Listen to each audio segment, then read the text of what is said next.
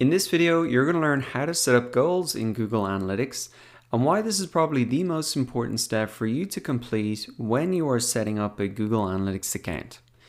So goals measure how often users complete specific actions on your website or app. And a goal represents a completed activity called a conversion that contributes to the success of your business. So for example, making a purchase for an e-commerce site, that could be a specific activity that will really contribute to the success of that e-commerce business. Completing a game level is a specific activity that will contribute to the success of that mobile gaming app because it shows that people are engaged, and potentially then you can get them to upgrade to the paid version or just continue to advertise to the users in the mobile gaming app. And submitting a contact information form is a specific activity that contributes to the success of a marketing or lead generation site because you can then contact those people by email or phone and market to them, or just send out blog posts to them and can keep them continued in the site and grow your audience. So hopefully now you understand the importance of setting up goals in Google Analytics. And I think it's important to know that if you don't set up goals, all you can measure is how many users are coming to your site. And obviously you could be focused on growing that. But if those users are not completing these specific activities that are growing your business, then you're not going to see any growth. So that's why it's so important to set them up. And also, as you can see now, the goals that you set up are really dependent on the type of business that you have, and that's why goals are not set up by default in Google Analytics. That's why you need to go and set them up and tell Google Analytics the specific activities that you want to track.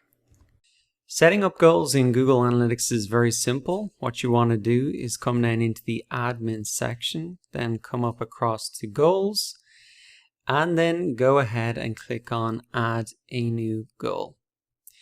Now you've two options here when setting up your goals. You can select from the template here, or you can create a custom goal, which basically just leaves everything blank and you set it up from scratch. But I would recommend that you have a look down through this template list here because they've pre-filled the name of the goal and also the type of goal, which I'll show you in a second. So this just helps speed up the process. So you can see there's lots of different types of goals here that you can select from, such as make a payment, register online, schedule a visit, donate, create an account, etc. So what I would say about making a payment is that if you have an e-commerce site, instead of setting up this specific goal, it's better for you to enable e-commerce tracking, and I've got a separate video on that. However, if say you are a business that sells maybe one or two products, or you sell one-to-one coaching or maybe a course, it will be very easy for you to measure how many people complete that action by setting up a revenue goal here. So for this video, I'm going to take the example of setting up a newsletter sign up. And even though the name is different, actually the process to setting this up is very similar to the other types of goals listed out here. So just select your goal and then click continue. So we can see the name of the goal is pre-filled and also the type of goal is pre-selected as well, which is a destination goal. And as I said, the type of goal is actually going to be very similar whether it's an account creation or a payment completed or a donation made or a newsletter sign up, because what you are really tracking is the destination that people arrive at after completing that goal. So for example, a thank you page.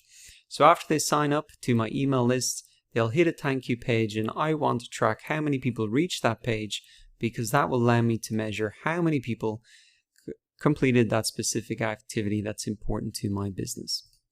Now the next step is to input our destination, and this, as it says here, is the app screen name or web page URL that people arrive at after completing the specific activity that we want them to, such as making an online payment, donation, or signing up to your email list.